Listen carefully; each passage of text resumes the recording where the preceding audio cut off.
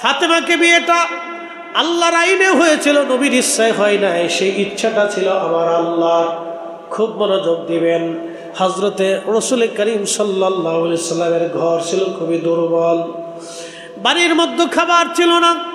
ফাতেমাকে সুন্দর কোনো পোশাক তিনি কিনে দিবেন নাই, নবী কিনে দিতে পারেন নাই। যদিও আল্লাহর পক্ষ থেকে আধ্যাত্মিক ক্ষমতা তার ছিল, কিন্তু কখনো দামি পোশাক ফাতেমারে দেন নাই। খাবারের অভাবে ফাতেমা রাদিয়াল্লাহু আনহা পুষ্টিহীন হয়ে গেলেন, হীন হলেন, দুর্বল হয়ে গেলেন। ঘরের মধ্যে খাবার থাকতো না। আম্মা জান খাদিজাতুল কুবরা ইন্তেকাল করার পরে হযরত ফাতেমা রাদিয়াল্লাহু আনহা নবীজির সঙ্গে মদিনায় চলে আসছে। ঘরের মধ্যে কিছুই ছিল না ফাতেমার। খোদায় খোদায় দিন চলে গেলেন। ও সাতকের মুসলমান মা বোনেরা, খুব মনোযোগ দিয়ে কথাগুলি শুনে যাবেন। হযরতে ফাতেমা রাদিয়াল্লাহু আনহার ঘরে তেমন কিছুই ছিল না। ওনার একটা বালিশ ছিল, এই বালিশটা খেজুর গাছের যে ছাল আছে, আপনারা জানবেন খেজুর গাছের ছাল, এই ছালগুলি আলাদা করে তিনি চামড়ার ভিতরে ঢুকাই দিয়ে সেলাই করে বালিশ বানিয়েছিলেন। উনি পুষ্টিহীন হয়ে গেলেন, খুবই হীন হয়ে গেলেন। ফাতেমার 18 বছর বয়স। আল্লাহর নবী বিবাহের জন্য হযরত আলী রাদিয়াল্লাহু আনহুকে পছন্দ করলেন আল্লাহর ইচ্ছায়। পছন্দ হয়ে যাওয়ার পরে দিন তারিখ নির্দিষ্ট হলো। হযরত আলীকে ডেকে বলেন, আলী রে, বিবাহ করার মতো তোমার কি আছে? হযরত আলী রাদিয়াল্লাহু আনহু বলেন, ইয়া রাসূলুল্লাহি, আমার তো কোনো সম্পদ নাই, আমার ঘরে খাট নাই, পালন নাই, বিছানাপত্র কিছুই নেই। ইয়া রাসূলুল্লাহ, আমার একটা ঢাল আছে, একটা তলোয়ার আছে, আর একটা গায়ের বর্ম আছে, লোহার পোশাক, যেটা গায়ে দিয়ে আমি যুদ্ধের ময়দানে যাই। আল্লাহর নবী বলেন, আলী, যুদ্ধের জন্য তলোয়ার দরকার, ঢালেরও দরকার, কিন্তু আপাতত বর্মটা তুমি বিক্রি করতে পারো। হযরত আলী রাদিয়াল্লাহু আনহু বর্মটা বিক্রি করার জন্য গেলেন। লোহার পোশাক বিক্রি করে দিবেন তিনি, কিন্তু লোকেরা দাম চায়, দাম বলে মাত্র 3 দিরহাম। হযরত উসমান রাদিয়াল্লাহু আনহু দেখলেন, আলী রে, তোমার বর্মের দাম কত? বলে লোকেরা 3 দিরহাম দেয়, বাকি দিরহাম দেয় না। আমি 3 দিরহাম দিয়ে ফাতেমারে কেমনে বিয়ে করব? কি করে সদাইপতি করব? দেনমোহর আমি দেব বলেন। হযরত উসমান গনি রাদিয়াল্লাহু তাআলা আনহু তিনাকে প্রায় 280 দিরহাম দিয়ে তিনি বর্মটা কিনে নিলেন। একবার জোরে বলা যাবে কে মারহাবা? একসাথে বলেন আল্লাহু আকবার। আমরা বিবাহকে কঠিন করে ফেলেছি, বিয়ে শাদীকে কঠিন করে ফেলেছি, বিয়েটাকে সহজ করে দিতে হবে। হযরত উসমান গনি রাদিয়াল্লাহু আনহু কিনলেন, হযরত আলী বিক্রি করে চলে যায়। উসমান রাদিয়াল্লাহু আনহু ডাক দিয়ে বলেন, আলী রে, দাঁড়াও, এই বর্মটা তোমাকে আবার আমি হাদিয়া দিয়ে দিলাম, কারণ যুদ্ধের ময়দানে বর্মের দরকার আছে। হযরত আলী বর্মটাও নিয়ে আসলেন, টাকাও নিয়ে আসলেন। কিছু টাকা দিয়ে দেন মোহর ধার্য করা হলো, কিছু অর্থ দিয়ে সুগন্ধি এবং বিবাহের সামানা কেনা হলো। হযরত ফাতেমার সঙ্গে আলীর বিয়ে হলো। আলীর ঘরে ফাতেমা গেলেন। তোশক ছিল না, বালিশ ছিল না, একটা মাত্র কম্বল, গায়ে লাগাইলে মাথা ঢেকে ঢাকে না, মাথা ডাকলে পা ডাকে না, পা ডাকলে মাথা ডাকে না। কোন রকম হযরত ফাতেমা রাদিয়াল্লাহু আনহার সংসার।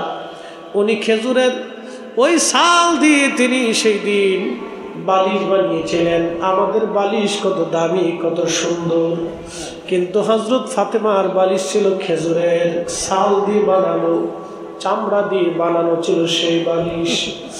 সেই বালিশ মাথায় দিয়ে দীর্ঘ জীবন চলে গেল ফাতেমা রাদিয়াল্লাহু আনহার। একদিন হযরত আলী রাদিয়াল্লাহু আনহু ডাক দিয়ে বললেন, ফাতেমা রে, ঘরের মধ্যে আমাদের বিরাট অভাব, তুমি জানো আমি বড় গরিব মানুষ, আমার কামাই রুজি তেমন কিছু নাই। ফাতেমা, আল্লাহর নবীর দরবারে গনিমতের মাল আসছে, তুমি যাইয়া কিছু গনিমতের মাল আমাদের জন্য নিয়ে আসো। হযরত ফাতেমা সন্ধ্যা রাত্রিবেলা আল্লাহর হাবিবের হুজরা শরীফে গেলেন, ঘরের দরজার মধ্যে টোকা লাগাইলেন। হযরত উম্মে আইমান রাদিয়াল্লাহু আনহা ঘরের মধ্যে ছিলেন। আল্লাহর নবী উম্মে আইমানকে ডেকে বলতেছে, উম্মে আইমান শোনো, ঘরের দরজায় যে টোকা লাগাইতেছে, টোকার আওয়াজে মনে হয় এটা আমার ফাতেমার হাত। দরজা খোলো। এই রাত্রিবেলা ফাতেমা কেন আসলো? কারণ কি? কি জন্য আমার ফাতেমা আসছে? তাড়াতাড়ি দরজা খোলো। দরজা খুলে দেওয়ার পরে ফাতেমা ঢুকলেন। আল্লাহর নবী তার বিছানায় বসাইলেন। কি হয়েছে ফাতেমা? বলো গো মা, কি জন্য তুমি আসছো? ফাতেমা কেঁদে দিয়ে বলেন, আব্বাজান, আপনি আমারে গরিব ঘরে আলীর ঘরে বিয়ে দিয়েছে। তিনি গরিব মানুষ, বাজার সদাই আমাদের হয় না। একদিন আনলে আর একদিন আমি না খেয়ে থাকি, একদিন রান্না হইলে আর একদিন রান্না হয় না।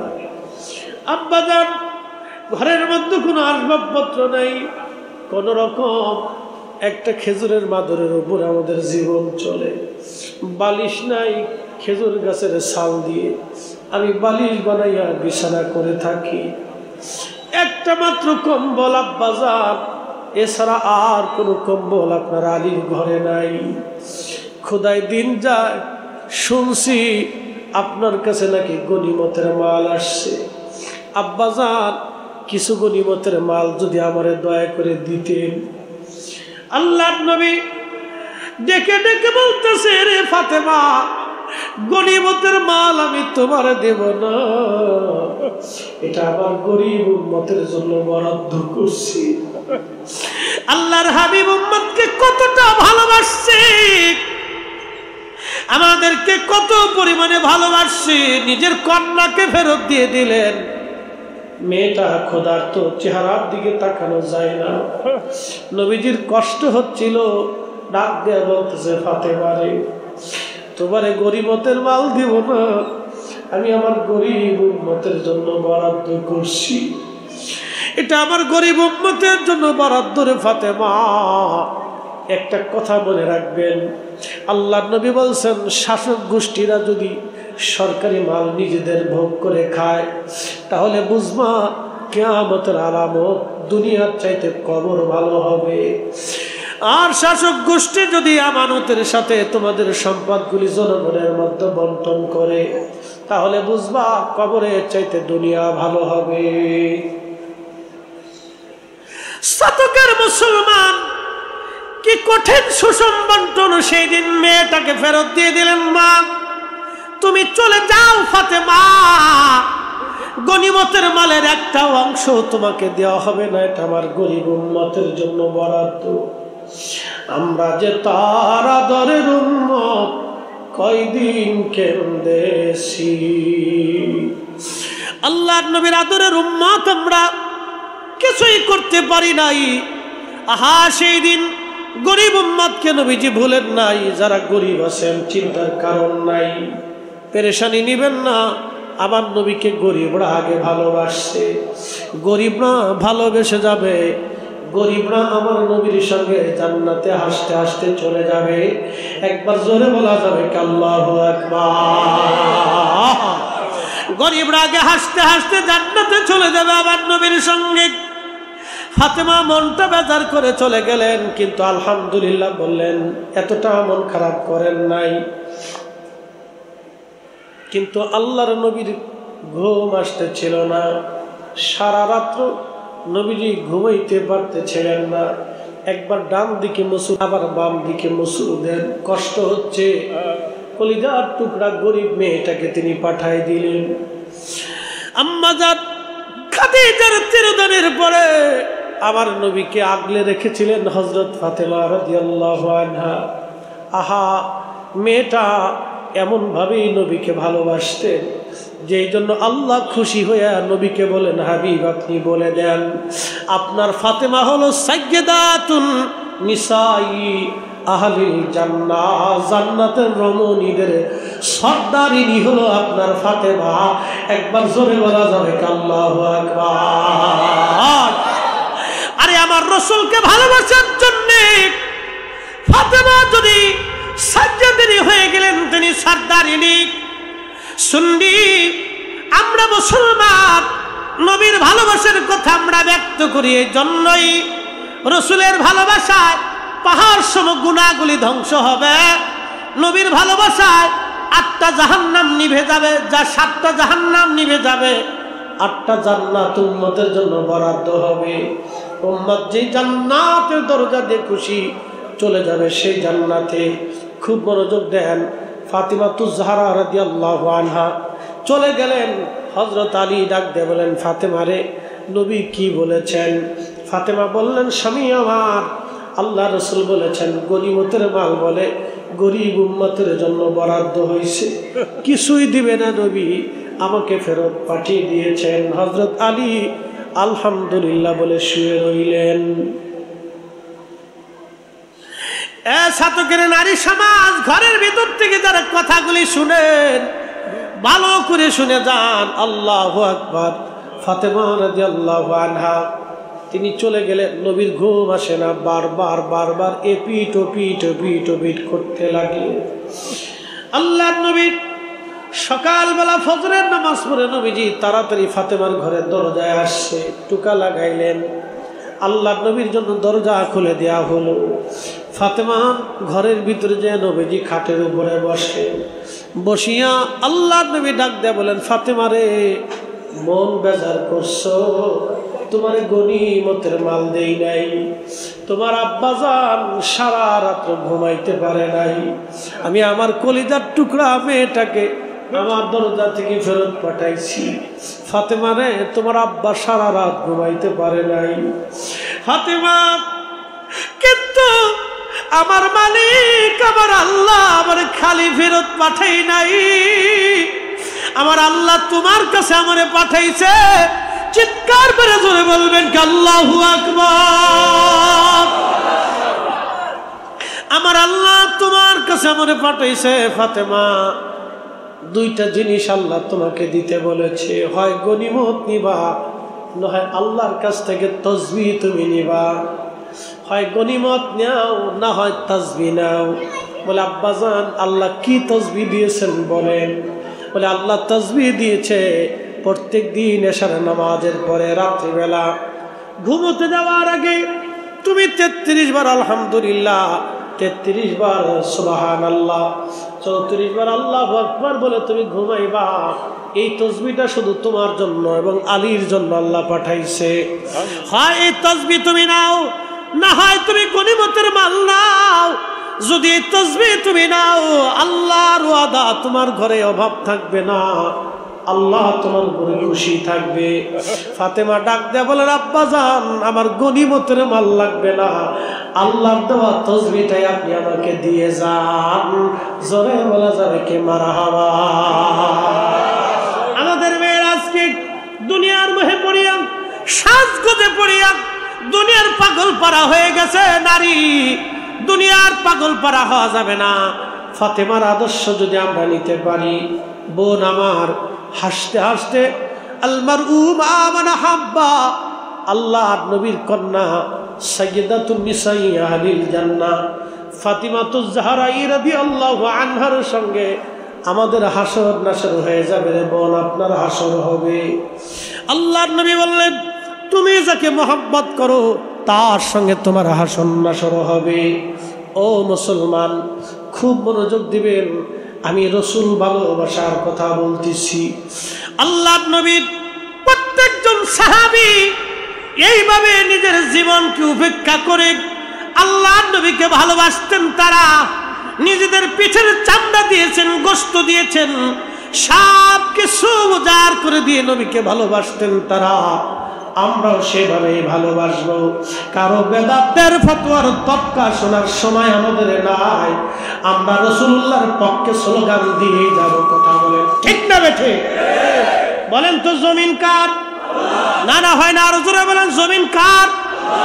আসমান কার? সব কিছু কার আইনে চলে? জিকির কার? নামাজ কার? জিকির নামাজ সব আল্লাহর। জমিন আল্লাহর, আসমান আল্লাহর। জমিন আল্লাহর, আসমানের নিচে জমিনের উপরে আল্লাহর পরে আরেকজনের জিকির চলে। কোরআন বলতেছেন ওয়ারাফানা লাকা যিকরাক। হুজুর ইদা যুকিরতু যুকিরতা মাই, হাবিব আপনি উম্মতকে জানান আমি আল্লাহর জিকির যেখানে আপনি নবীর জিকির হবে সেইখানে, আমি আল্লাহর শান যেখানে আপনি নবীর শান হবে সেখানে, আমি আল্লাহর স্লোগান যেখানে আপনি নবীর স্লোগান হবে সেখানে, আল্লাহু আকবার স্লোগান যেখানে নারে রিসালাতের স্লোগান হবে সেখানে। হাত উঁচা করে বলেন ঠিক না ঠিক? আল্লাহর কোরআনের মাহফিল যেখানে ঈদে মিলাদুন নবীর মাহফিল হবে সেখানে। কথা বলেন ঠিক কিনা? যদি আল্লাহর আইনে আল্লাহর জমিনে আল্লাহর আইন চলে, তাহলে আল্লাহর আইনের পরে আরেকজনের আইন চলে, সেটা আমার নবীর আইন। ঠিক কিনা? আল্লাহর পরে আমার নবীর আইন চলে। অতএব আল্লাহর আইনে আল্লাহর স্লোগান যেখানে আমার রসুলের স্লোগান হবে সেখানে। যতই বেদাতি ফতোয়া দাও, ওই বেদাতের ফতোয়া সুন্নিদের শোনার সময় হাতে নাই। কথা কয়। প্রিয় সাধকের মুসলমান, খুব মনোযোগ দিবেন। রসুল করিমের একজন সাহাবী ছিলেন, তার নাম আব্দুল্লাহ জিল বাজাদাইন রাদিয়াল্লাহু আনহু। জীবনে হয়তো নাম শুনেছেন। যুবক, আপনাকে বলতেছি, মদিনার সবচেয়ে বড় ধনাঢ্য ব্যক্তি ছিলেন আব্দুল্লাহ জিল বাজাদাইন রাদিয়াল্লাহু আনহু। তিনি ইসলামের সুশীতল মহান কালেমার পতাকার নিচে চলে আসলেন। পরিবার ছিল ইহুদি। আপনারা জানেন ইহুদিরা বিরাট বড় কট্টর এবং কঠোর। ইহুদিরা কঠোর এবং কঠিন, ইহুদিদের হৃদয় কঠিন, যার কারণে দেখতেছেন ৭৫ বছর ধরে ফিলিস্তিনের মুসলমানদেরকে মারতেছে। আমরা মুসলমানরা অনৈক্যের কারণে আজকে ফিলিস্তিনের মুসলমানরা মার খায়। হাজার হাজার হাজার হাজার ফিলিস্তিনি মুসলমান শহীদ হয়, এমনভাবে মারতেছে কবর দেওয়ার চিহ্নিত পর্যন্ত করা যায় না। তাদের কবরগুলি দেওয়া হয়, গোশত মেপে মেপে কবর দেওয়া হয়। এইরকম পরিস্থিতি ফিলিস্তিনের জমিনে হয়েছে। সারা আরবের মুসলমান আজকে নীরব, মধ্যপ্রাচ্য আজকে নীরব, মধ্যপ্রাচ্য আজকে নীরব, সৌদি আরব নীরব, আমরা আরব আমিরাত নীরব, কুয়েত কাতার নীরব, জর্দান নীরব, বাহরাইন নীরব। এই সমস্ত আরব রাষ্ট্রগুলি আজকে তারা নীরব। ওরা নীরব হওয়ার কারণে আজকে ফিলিস্তিনের মুসলমানরা মার খায়। ওরা যদি নীরব না হতো তাহলে ফিলিস্তিন স্বাধীন হয়ে যাইত, ফিলিস্তিনের বাইতুল আকসা কাফেরদের অধিকারে যাইত না। কথা বলেন ঠিক কিনা? কিন্তু ইতিহাস শুনে যান, আজকে এই ফিলিস্তিনিদেরকে একসময় কে রক্ষা করেছিল? কার হাতে এই ফিলিস্তিনের বিজয় হয়েছিল? আজকে ইতিহাস শুনে যান। ক্রুসেডাররা ফিলিস্তিনের বাইতুল আকসা দখল করে নিল। এই বাইতুল আকসার যে অঞ্চল, যেটা বর্তমানে গাজা, এটার নাম কিন্তু গাজা ছিল না, এটার নাম ছিল আসকালান। এটার নাম ছিল আসকালান।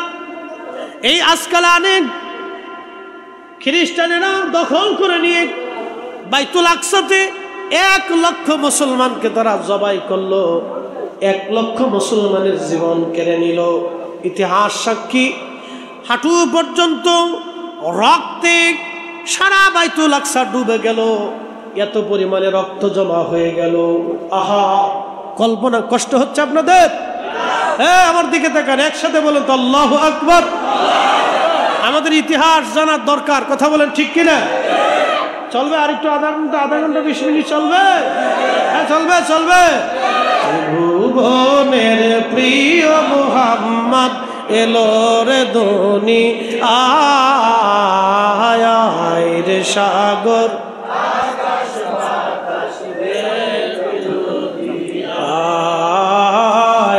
আয় রে সাগর, আকাশ বাতাস,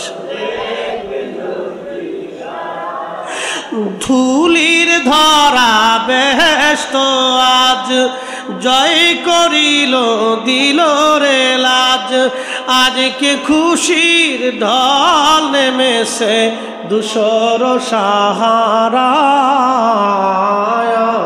রে সাগর আকাশ বাতাস যদি আয় রে সাগর আকাশ বাতাস দেখবি যদি আয়।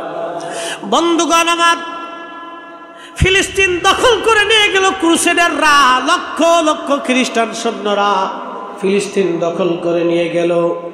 দখল করার 200 বছর পরে ফিলিস্তিনিদের উদ্ধার করার জন্য সুলতান গাজী সালাউদ্দিন আইয়ুবী রহমাতুল্লাহের নেতৃত্বে বিরাট একটা সৈন্যবাহিনী বাইতুল আকসা অবরোধ করে তারা দখল করলো। সুলতান গাজী সালাউদ্দিন আইয়ুবী, আমার দিকে তাকান, তিনি কে? কাট্টা সুন্নি একজন মুসলমান। তিনার পীর ও মুর্শিদ আল্লামা ইমাম ইজ্জুদ্দিন রাহিমাহুল্লাহ, বিশ্ববিখ্যাত আলেম এবং সুফি ছিলেন তিনি। আল্লামা ইমাম ইজ্জুদ্দিন রহমাতুল্লাহের ছাত্র ছিল সুলতান সালাউদ্দিন আইয়ুবী রহমাতুল্লাহ। উনার আপন ভগ্নিপতি, ইতিহাস শুনেন, উনার আপন ভগ্নিপতি, তার নাম বাদশাহ মুজাফফর উদ্দিন কুকুবুরি রহমাতুল্লাহ আলাইহি। তিনি ছিলেন সুলতান মাহমুদ সালাউদ্দিন আইয়ুবীর আপন ভগ্নিপতি। তিনি ইরাকের ইরবলের বাদশাহ ছিলেন, বিরাট বড় বাদশাহ। কিন্তু তিনি আদিলান আবিদান জাহিদ, তিনি আদেল ছিলেন, ন্যায়পরায়ণ ছিলেন, আবেদ ছিলেন, বড় বুজুর্গ ছিলেন এবং জাহিদ ছিলেন, দুনিয়া বিরাগী বাদশাহ। উনার স্ত্রী সুলতান গাজী সালাউদ্দিন আইয়ুবীর আপন বোন, তিনি টুপি বানাইয়া, টুপি সেলাই করে, টুপি বানাইয়া, টুপি সেলাই করে সংসার চালাইতেন। একবার জোরে বলা যাবে আল্লাহু আকবার। আর আমাদের দরবেশ নিয়ে গেল 60,000 কোটি টাকা, দরবেশ নিয়ে গেল 60,000 কোটি। আরে ভাই, খুব মনোযোগ দিবেন, দরবেশ নিল 60,000 কোটি। এইভাবে যদি চলে যায় তাহলে আমাদের হক নষ্ট হবে। সেই দিনে রাজা বাচ্চা যারা ছিলেন তারা সেই দিন টুপি সেলাই করে সংসার চালাইতেন। খুব মনোযোগ দিয়ে যাবেন। রাজা বাচ্চা যারা ছিলেন সংসার চালাইতেন সেই দিন, টুপি সেলাই করে। সুলতান গাজী সালাউদ্দিন আইয়ুবীর আপন বোন, শুনে যাবেন আজকে ইতিহাস। তার স্বামী রাজকীয়ভাবে রাজদরবারে 1 লক্ষ স্বর্ণ মুদ্রা খরচা করে তিনি মিলাদুন নবীর মাহফিল করতেন। একবার জোরে বলা যাবে আল্লাহু আকবার। না না, আরো জোরে বলেন আল্লাহু আকবার। তার মানে বাইতুল আকসা যারা বিজয় করেছে, বাইতুল আকসা যারা কাফেরদের হাত থেকে ছিনিয়ে এনেছে, তারা মিলাদুন নবীর মাহফিল করতেন, মিলাদুন নবী করতেন। আমি লিখি নাই, ইমাম ইবনে কাসির আল বেদার মধ্যে লিখেছেন, ইমাম সুয়ুতি হুসনুল মাকাসিদ লিখেছেন, ইমাম মোল্লা আলী কারি আল মাওরিদের মধ্যে লিখেছেন। আমি লিখি নাই, আমি বলি না, ইমাম ইকরাম তাদের কিতাবের মধ্যে লিখেছেন। যারা বাইতুল আকসা মুসলমানদেরকে তিনি উপহার দিয়েছিলেন, কাফেরদের হাত থেকে ছিনিয়ে এনেছিলেন, তারা মিলাদুন নবী করতেন। তার মানে সুফিরা মিলাদুন নবীর মাহফিল করতেন। এটা যতই বন্ধ করে দেওয়ার চেষ্টা হোক, বাংলার জমিন কেন আজকে দেখলাম সারা পৃথিবীর প্রত্যেকটা বড় বড় শহরে মিলাদুন নবীর র্যালি হয়েছে। একবার জোরে বলা যাবে কি মারহাবা। ইতিহাস শুনে, ইতিহাস শুনে যান, এগুলি আমাদের জানার দরকার। সুলতান গাজী সালাউদ্দিন আইয়ুবী সেই দিনের সেই বীর মুজাহিদ, তিনি যদি তলোয়ার না ধরতেন, আজকের এই Morocco, Algeria, Nigeria, Sudan, Ethiopia, Kenya, Senegal, আফ্রিকাতে ইসলাম, এশিয়া মাইনরে আরবের দেশ, লিবিয়া, লেবানন, তিউনিসিয়া, এই যে আপনার জর্দান, এরপরে সিরিয়ার এক অংশ থেকে শুরু করে বিরাট অংশ ক্রুসেডাররা দখল করে নিয়ে গেল মিশর পর্যন্ত। সেই দিন সুলতান গাজী সালাউদ্দিন আইয়ুবী লড়াই করে করে করে করে করে করে কাফিরদের হাত থেকে মুসলিম দেশগুলি পুনরুদ্ধার করে বাইতুল আকসা বিজয় করেছিলেন। তিনি সেই আবিদ জাহিদ, তার বোন টুপি সেলাই করে সংসার চালাইতো, তার স্বামী বিশ্ববিখ্যাত সেই আবিদ বাদশা জাহিদ বাদশা মুজাফফর উদ্দিন কুকুবুরি রাহিমাহুল্লাহ রাজকীয়ভাবে বিশাল আকৃতি করে মিলাদুন নবীর মাহফিল ইন্তজাম করতেন। তারা শুধু আবেদ ছিলেন না, আশিক রাসূল ছিলেন। একসাথে জোরে বলা যাবে মারহাবা। আল্লামা মোল্লা আলী কারি তিনি তিনার কিতাব আল মাওরিদের মধ্যে তিনি আরেকখানা ঘটনা লিখতেছেন। ভারত উপমহাদেশে আরেকজন বাদশা ছিলেন, তার নাম বাদশা হুমায়ুন। নাম শুনছেন না আপনারা? বাদশা হুমায়ুন। এই হুমায়ুন বাদশার ছেলের নাম সম্রাট আকবর, বাবার নাম জহিরুদ্দিন মোহাম্মদ বাবর। এই বাবর ছিলেন আফগানি। বাদশা হুমায়ুন তেনার রাজদরবারের ওই সময়ে নকশবন্দিয়া তরিকার একজন শ্রেষ্ঠতম ওলি ছিলেন। এই আমার দিকে তাকান, রামপুর দরবার নকশবন্দিয়া সিলসিলা। আরো প্রত্যেকটা ওলিরা কেউ নকশবন্দিয়া, কেউ মুজাদ্দিদিয়া, কেউ কাদেরিয়া, কেউ চিশতিয়া, কেউ আবার চারু তরিকার সবক আছে। বন্ধু, নকশবন্দিয়ার উজ্জ্বল নক্ষত্র ছিলেন আল্লাহু আকবার সেই জমানার অনেক বড় আলেম খাজা মাহমুদ বাহাদাবানি নকশবন্দি রহমাতুল্লাহ আলাইহি। খাজা মাহমুদ বাহাদাবানি নকশবন্দি। মোল্লা আলী কারির মতো বিশ্ববিখ্যাত মুহাদ্দিস তিনার কিতাবে তার নাম সম্মানের সাথে লেখছেন। ওই জমানার আরিফ বিল্লাহ অর্থাৎ আল্লাহর পাগল ছিলেন, অনেক বড় আল্লাহর ওলি খাজা মাহমুদ বাহাদাবানি নকশবন্দি রহমাতুল্লাহ আলাইহি। তিনি নকশবন্দি তরিকার ওই সময়কার বিরাট বড় আল্লাহ ওলা। তিনি আসলেন ভারতের দিল্লিতে।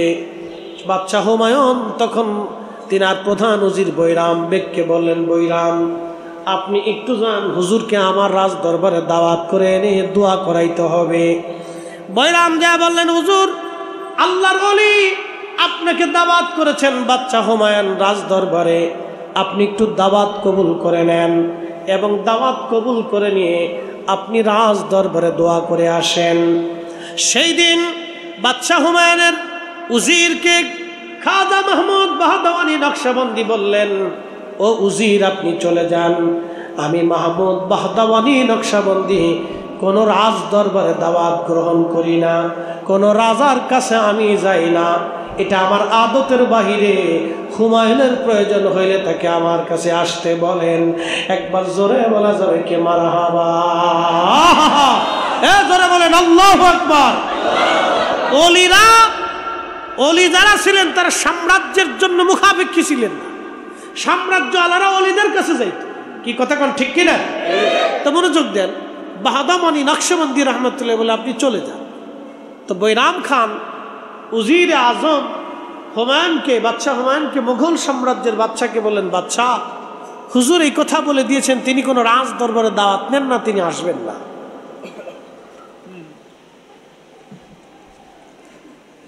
এই কথা বলার পরে বাদশাহ হুমায়ুন বেজার হন নাই, তিনি আল্লাহর ওলিরে খেপাইতে চান নাই। দেখেন তেনারা জানেন সিংহের লেজে পাড়া দিলে বিপদ আছে। কথা কোন ঠিক কিনা? সিংহের লেজে পাড়া দিলে কি আছে?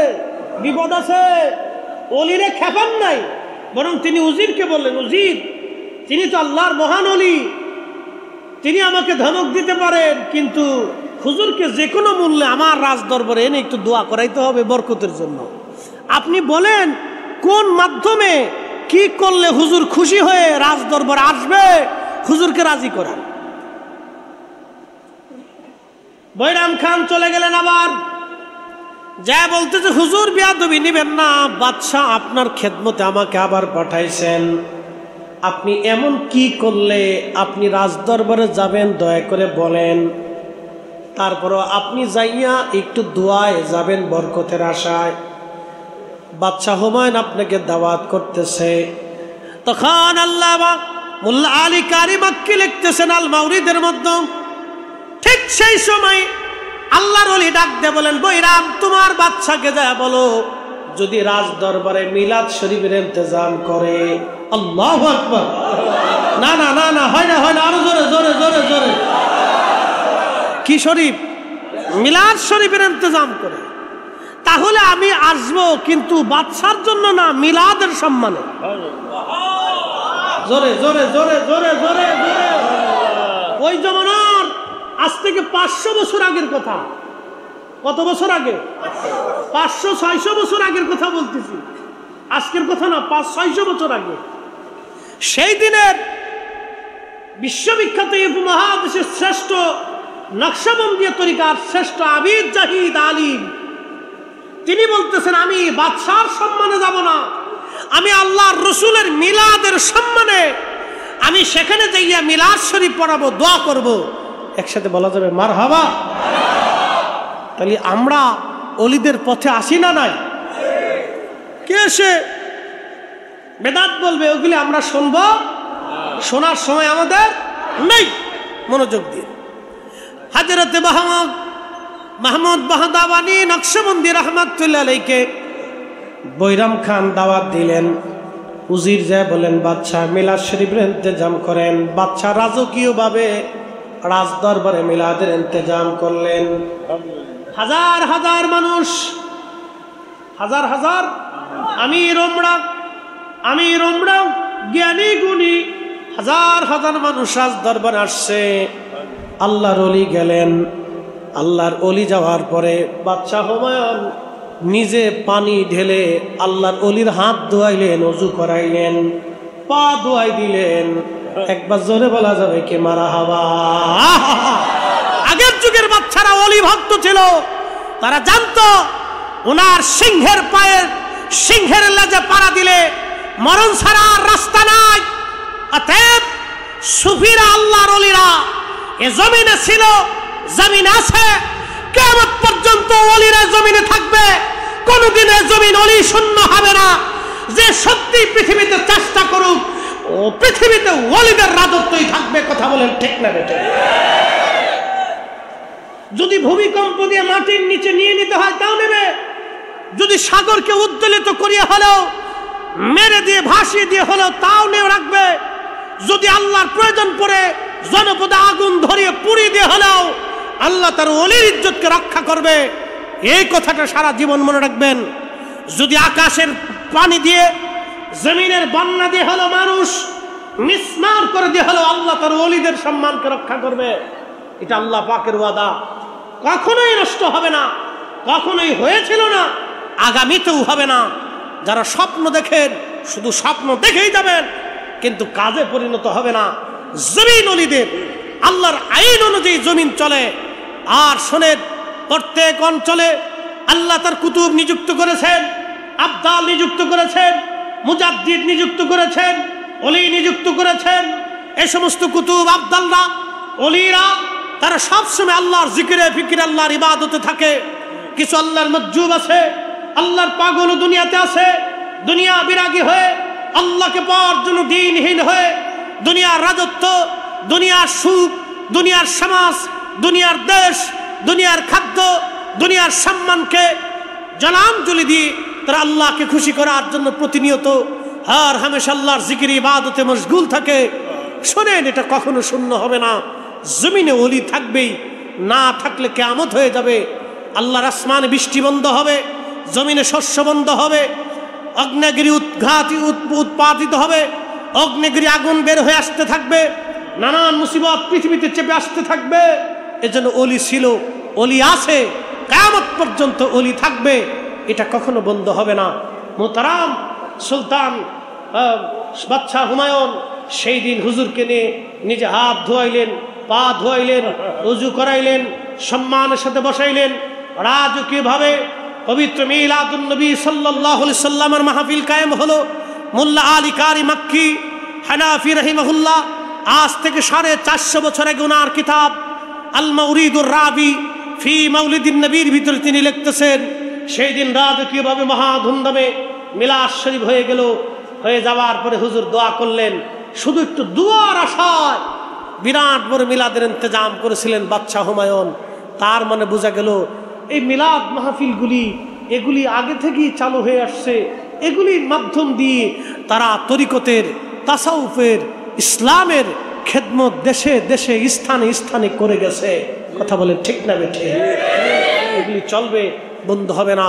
মোহতারাম, আল্লাহ আমাদের প্রত্যেকের দ্বীন মিল্লাতের উপরে দায়েম কায়েম রাখুন, আউলিয়া কেরামের পথে আমাদেরকে শক্ত করে রাখুন। সকলে বলে না আমিন।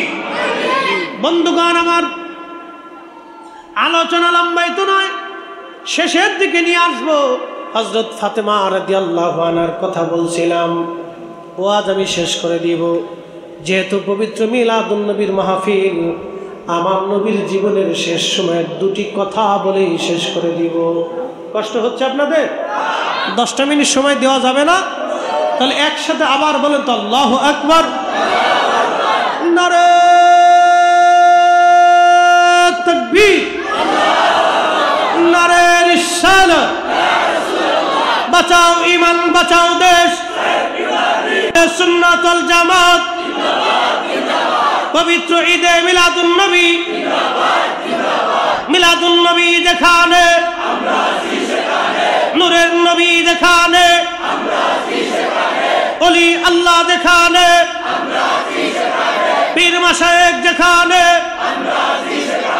কুরআন সুন্নাহ যেখানে, কুরআন সুন্নাহর আলো। নারে তাকবীর, নারে রিসালাত। হযরত ফাতেমা রাদিয়াল্লাহু আনহার জিন্দেগি বড় কষ্টের মধ্যে গেল। আল্লাহর নবী অসুস্থ হয়ে গেলেন, ইন্তেকাল হয়ে যাবেন। 12 তারিখ সোমবারে নবীজি দুনিয়াতে আসছেন। আবার এই 12 তারিখে নবীজি দুনিয়া থেকে চলে গেছেন। নবী আমার অসুস্থ, খুবই দুর্বল হয়ে গেলেন। আল্লাহর নবী ফাতেমাকে ডাকলেন, সাহাবীরা রে, আমার ফাতেমারে একটু ডাকেন, ফাতেমার সঙ্গে দুটি কথা বলবো আমি। হযরত ফাতেমা রাদিয়াল্লাহু আনহাকে ডাকা হলো। ফাতেমা দৌড়ায় গেলেন বাবার কাছে। বসে বসে ফাতেমা রাদিয়াল্লাহু আনহা কাঁদতেছিলেন। আল্লাহর নবী ডাক দিয়ে বললেন, ফাতেমা রে, কি জন্য তুমি কাঁদো? ফাতেমা বলতেছে, আব্বাজান, আপনার বিরহ বেদনার চিন্তায় কাঁদতেছি। আমার আপনি এতিম বানায় চলে যাবেন, কি করে আমি ফাতেমা সহ্য করবো আব্বাজান? বিরহ বেদনায় কান্দি। কোরআন শরীফ আল্লাহ বলে দিলেন, ওয়ালাল আখিরাতু খায়রুল লাকা মিনাল উলা। হুজুর, দুনিয়ার জিন্দেগির চাইতে পরকালের জিন্দেগি আপনার জন্য উত্তম হবে। নবীজির সময় গণায় গেল, বিদায়ী ঘন্টা বেজে গেল, অর্থাৎ আল্লাহর হাবিবের বিদায়ের সময় চলে আসলো। ফাতেমা কান্দে। নবীজি ডাক দিয়ে বলেন, ফাতেমা রে, তুমি কি জানো আল্লাহ আমাদের কি কি সম্মান দিয়েছে?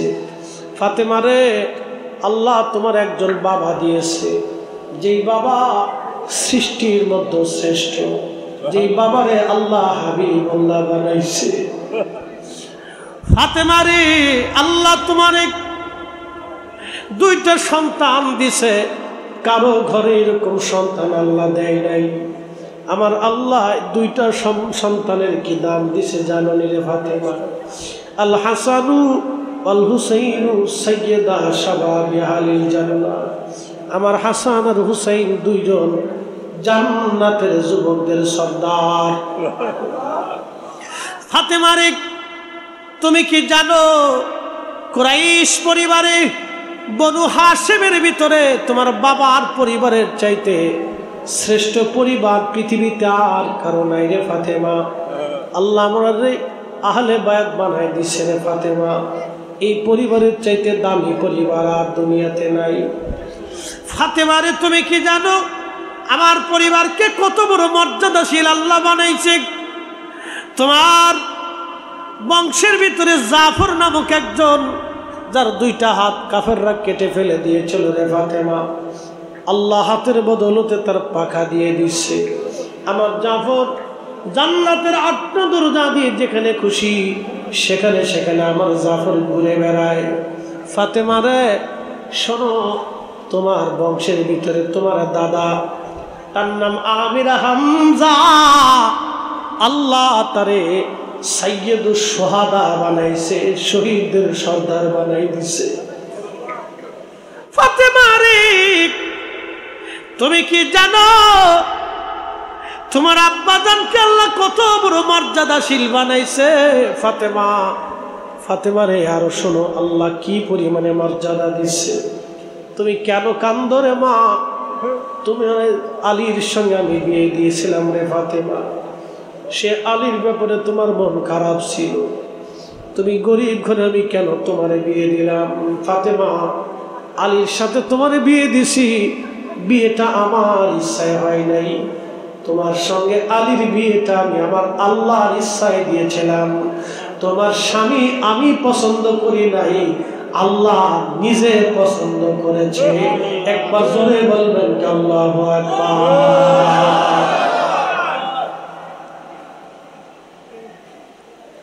চিন্তা করেন তো কত বড় দামি পরিবার। আল্লাহর নবী ডাক দেখা, ফাতেমা মন খারাপ করো না, তুমি আমার তোমার কানটা আমার কানটা আমার মুখের সামনে লাগাও।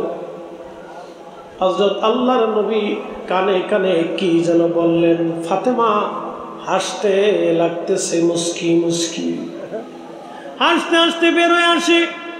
আম্মা জান আয়েশা সিদ্দিকা ডাক দিয়ে বলতেছে, ফাতেমা একটা বিষয় বুঝলাম না, তুমি প্রথমে কাঁদলা পরে হাসলা, কারণ কি? ফাতেমা রাদিয়াল্লাহু আনহা ডাক দিয়ে বললেন, আম্মা জান আমাকে নবীজি প্রথমে বিরহ বেদনার কথা বলেছেন, নবী বলেছেন আমাদের ছেড়ে বলে চলে যাবে।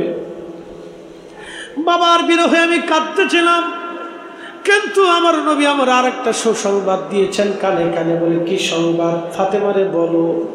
আল্লাহর নবী বলছেন, ফাতেমা আমার ইন্তেকালের পরে আমার পরিবারের মধ্যে তুমি প্রথম মারা যাবা, আর একসঙ্গে আমরা দুই মা এবং বাপ বেটি একসঙ্গে জান্নাতুল ফেরদাউসে আমরা একসাথেই থাকব। আমার আব্বা আমাকে সুসংবাদ দিয়েছেন, এই জন্য আমি খুশিতে মাতোয়ারা হয়ে হাসতেছি। একবার জোরে বলা যাবে কি ইয়া রাসূলুল্লাহ।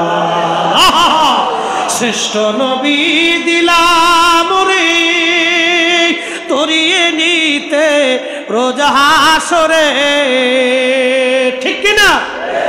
শ্রেষ্ঠ নবী দিলাম রে তরিয়ে নিতে রোজ হাসরে, পথ না ভুলি তাই তো দিলে পাক কোরআনের বাণী, খুদা তোমার মেহেরবানি, খুদা তোমার মেহেরবানি।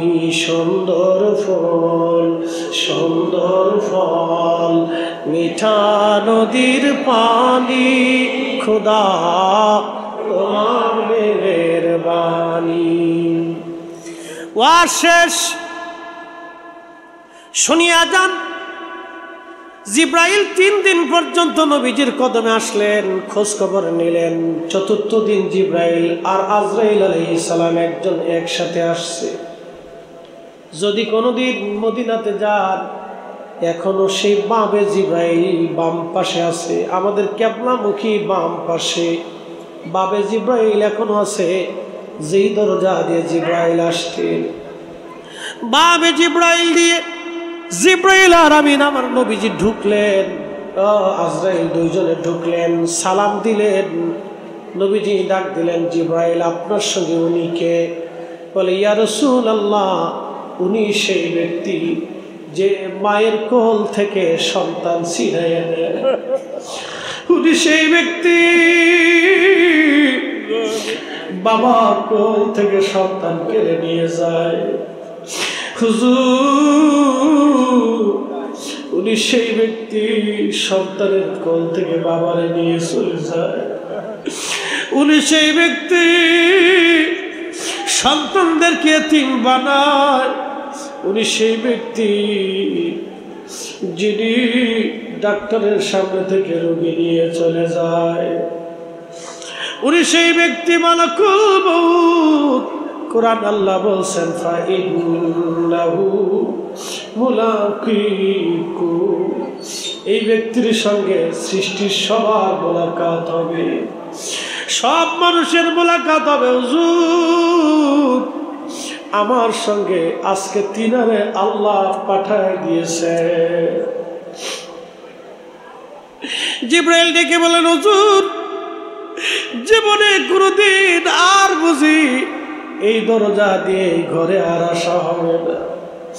হুজুর 1,24,000 নবী রাসূলের কাছে আমি ওহী নিয়ে আসছিলাম, আপনি নবীর কাছে আমি 22,000 বার আসছি, আর কোনদিন আপনি নবীর কাছে আমার আর আসা হবে না। ইয়া রাসূলুল্লাহ, আজকে থেকে আপনার কাছ থেকে চিরদিনের জন্য আমি বিদায় নিয়ে চলে যাব। হুজুর কোনদিন ওহী নিয়ে আর আসার বুঝি সুযোগ আজ আর আমার আর হবে না। জিবরাইল সাহাবীরা হুজরা শরীফের বাহিরে মসজিদে নববী রিয়াজুল জান্নাহ, নবীজির মিম্বার শরীফ থেকে রিয়াজুল জান্নাহ, এখানে সাহাবীরা বসে আছে। চোখ টলমল প্রত্যেকজন সাহাবী। কোন সাহাবী বসে বসে কাঁদতেছে। কি সংবাদ আসে আজ? আল্লাহর নবী নাকি আমাদের মাঝে বেশি অসুস্থ হয়ে গেছে। হযরত আবু বকর, ওমর, উসমান, আলী, তালহা, জুবাইর, বেলাল রাদিয়াল্লাহু আনহু পাগলপাড়া। কি সংবাদ আসে আজকে? সাহাবীরা পাগলপাড়া। আম্মা জানরা বলতেছিলেন, আমরা পাশের ঘরে সবাই মিলে কাপড় মোড়া দিয়ে, চাদর টেনে মোড়া দিয়ে বসে আছি। কি সংবাদ আমাদের মাঝে আসে? রাসূল কি দুনিয়াতে থাকবে নাকি না চলে যাবে? উম্মতের কঠিন দিন আসবে নাকি? রহমতের নবী আমাদের মাঝ থেকে বিদায় হবে নাকি চলে যাবে নাকি? খুব চিন্তিত আমরা। যদি রাসূল না থাকে রে, বেঁচে থাকবো কার জন্য? যদি রাসূল না থাকে কি ফায়দা হবে দুনিয়াতে? সবাই চিন্তায় পেরেশান। এমন সময় আজরাইল ডাক দিয়ে বলেন, ইয়া রাসূলুল্লাহ, আল্লাহ পাক আমার হুকুম করছেন আপনার দরবারে পেশ করার জন্য। আপনি যদি অনুমতি দেন, জান কবজ করে আপনাকে নিয়ে যাব, আর অনুমতি যদি না দেন আপনাকে রেখে চলে যাব। যতদিন মন চায় আপনি ততদিন দুনিয়াতে উম্মতের মাঝে থাকবেন। আল্লাহর নবী জিবরাইল আলাইহিস সালামের দিকে তাকায় বললেন, জিবরাইল হুকুম কি আল্লাহর এইরকম?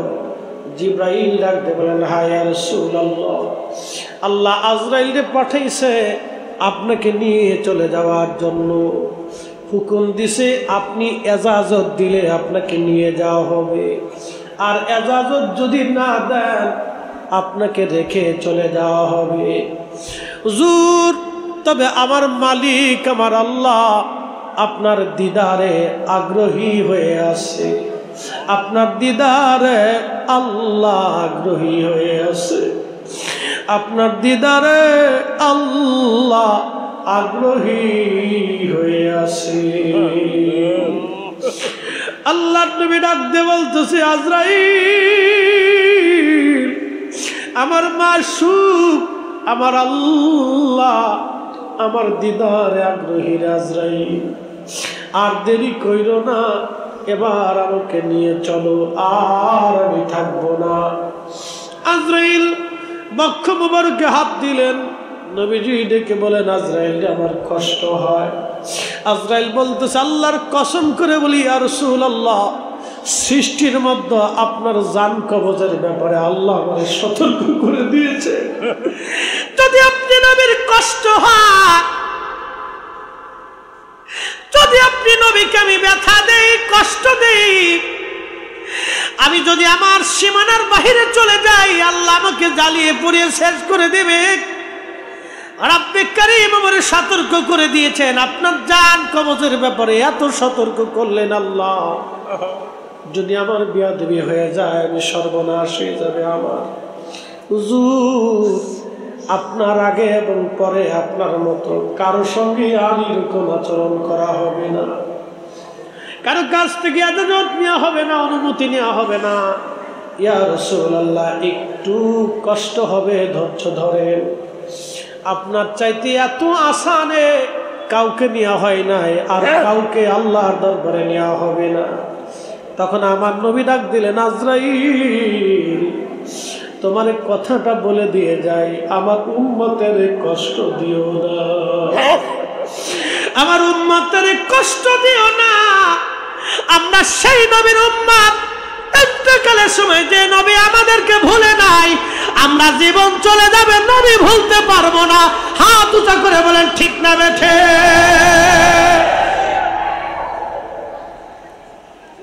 এ সবজ গম্বদ ওয়ালে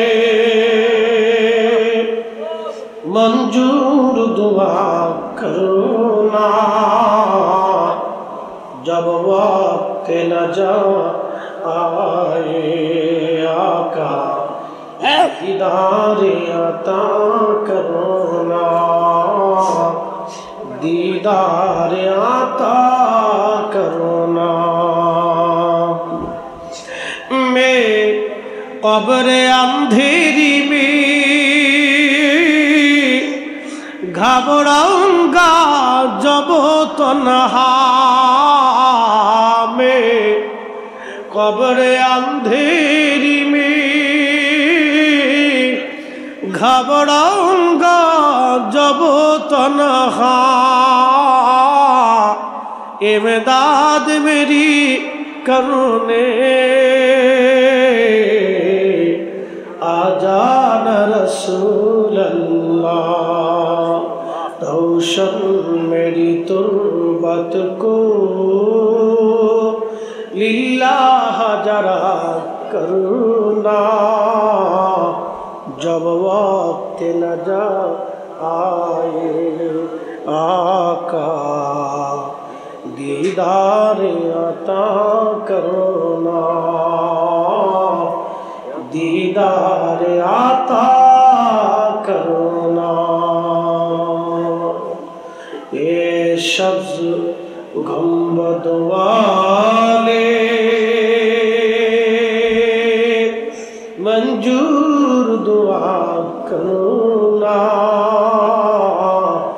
जब वक्त न जा आए आका दीदार अता करना। একদিন সুলতান মাহমুদ গজনবী রাজ দরবারে বসা, একটা তলবে আলেম এসে বলতেছে, সুলতান আপনি আমার কাছে দেনা আছেন, ঋণী আছেন। সুলতান মাহমুদ গজনবী বললেন, বেটা আমি তোমার কাছে কি ঋণ আছি বলো। ছেলেটা ডাক দিয়ে বলতেছে, সুলতান আমি আপনার কাছে 5000 দিরহাম পাই। বলে কি করে তুমি 5000 দিরহাম পাও, প্রমাণ দাও। বলে সুলতান আল্লাহর নবী আল্লাহর হাবিব আপনাকে আমাকে 5000 দিরহাম দেওয়ার হুকুম প্রদান করেছেন। সুলতান মাহমুদ গজনবী ডাক দিয়ে বলতেছে, বেটারে 5000 দিরহাম আমি তোমাকে দিব, আল্লাহর নবী আমাকে হুকুম দিয়েছেন, তার প্রমাণ কি? ছেলেটা ডাক দিয়ে বলতেছিলেন, সুলতান আমি মাদ্রাসার একজন তলবে আলেম, বিরাট বড় গরিব এতিম, আমি পয়সা করি নাই, টাকার অভাবে আমার তেল কেনার মতো পয়সা নাই। আমি রাত্রিবেলা দুরূদ শরীফ পড়ে আল্লাহর নবীর কদমে দরখাস্ত দিয়ে ঘুমাইছি। রাহমাতুল লিল আলামিন নবীজি আমার স্বপ্ন এসে আমাকে ডাক দিয়ে বলেন, বেটারে কালকে সুলতান মাহমুদ গজনবীর প্রাসাদে যাইয়া তারে যাইয়া বলবা তোমার যেন 5000 দিরহাম তোমাকে যেন দিয়ে দেয়। আমি নবী তারে হুকুম দিয়ে দিলাম। একবার জোরে বলা যাবে আল্লাহু আকবার।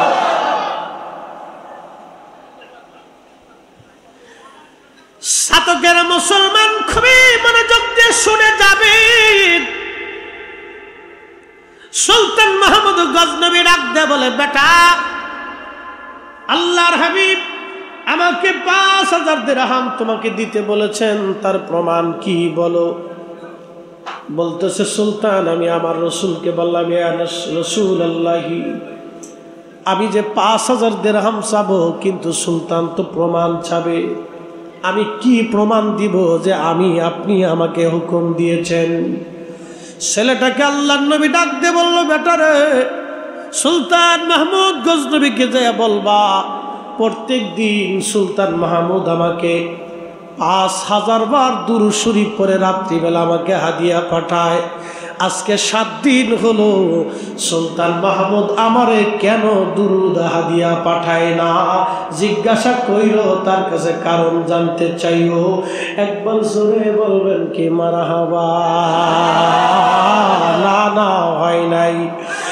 উম্মত দুরূদ শরীফ পড়ে কিনা নবীর দরবারে খবর হয়, কথা কন না কেন, ঠিক কিনা? উম্মত দুরূদ পড়ল কিনা আমার রাসূলের দরবারে খবর হয়। আশিক উম্মতের খবর আমার রাসূলের দরবারে হয়।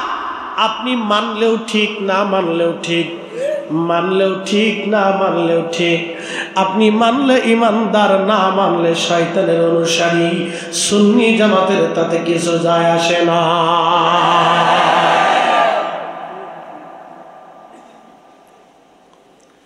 জবাক ছেলেটি ডাক দিয়ে বলতেছে, সুলতান আপনি বলে প্রত্যেক দিন রাত্রিবেলা 5000 বার দুরূদ শরীফ পড়ে আল্লাহর হাবিবকে হাদিয়া পাঠান।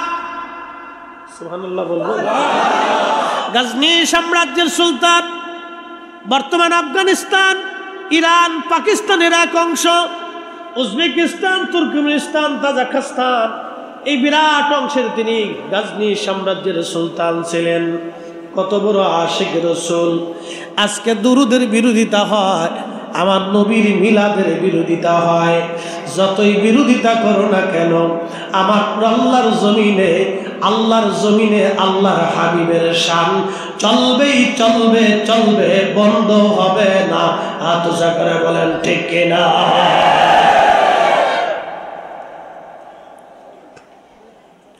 প্রশ্ন করি, জবাব দিবেন। জমিন কার?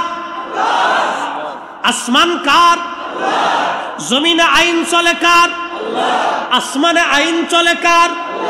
সূর্য আইন মানে কার? চাঁদ আইন মানে কার? বাতাস আইন মানে কার? সমুদ্রের জোয়ার ভাটা আইন কার? সূর্যের আলো বেশি হবে না কম হবে আইন কার? আবহাওয়ার পরিবর্তন আইন কার? तमाम सृष्टि আল্লাহর আইনে চলে, আমরা আল্লাহর আইনে চলি। মিলাদুন নবীর মাহফিল ও আল্লাহর আইনে হয়, কথা বলেন ঠিক কি না?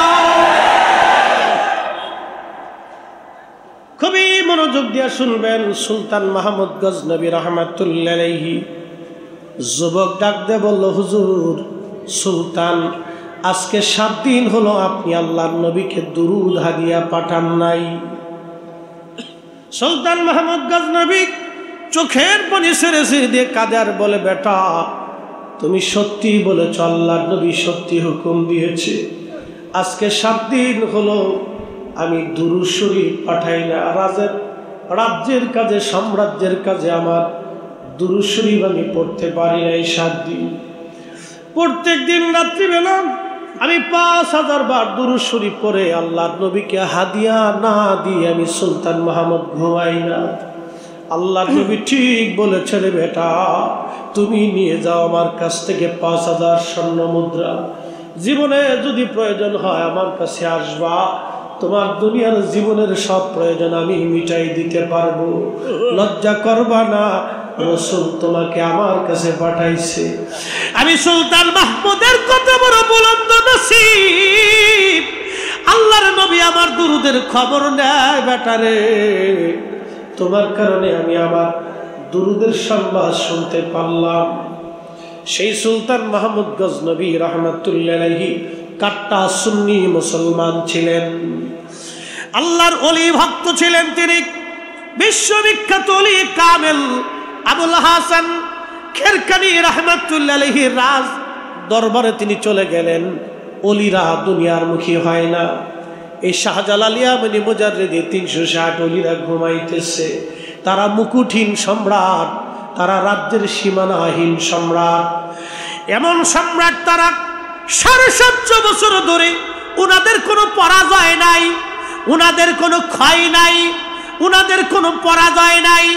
সাম্রাজ্য নাই, বিরাট বড় সাম্রাজ্য নাই, বিরাট বড় মসনদ নাই, সেনাবাহিনী নাই, পুলিশ ডিভিশন নাই, গোয়েন্দা বাহিনী নাই, বিরাট বড় রাজপ্রাসাদ নাই, একটা মাজার শরীফে তিনি ঘুমিয়েছেন শাহজালাল আবেগে মুজাররিদি। 750 বছর ধরে কোটি কোটি কোটি কোটি মুসলমান উনার জিয়ারতে, কোটি কোটি মুসলমান উনার জিয়ারতে 750 বছর ধরে ওনার মাজারের পাশে বসে বসে আল্লাহর দরবারে কাঁদতে থাকে। এমন মুকুটহীন সম্রাট, ওরা বলে একটা মাজারও রাখবে না, একটা দরবারও রাখবে না। তারা বলে দরবার রাখবে না, মাজার রাখবে না। আরে আর মাজার দরবারের দরকার নাই, যদি তোমাদের ক্ষমতা থাকে সবাই মিলেছে সুলতানে বাংলা শাহজালালের মাজারে হাত দিয়ে দেখো, বাংলার জমিনে বিশ্বযুদ্ধ লেগে যাবে।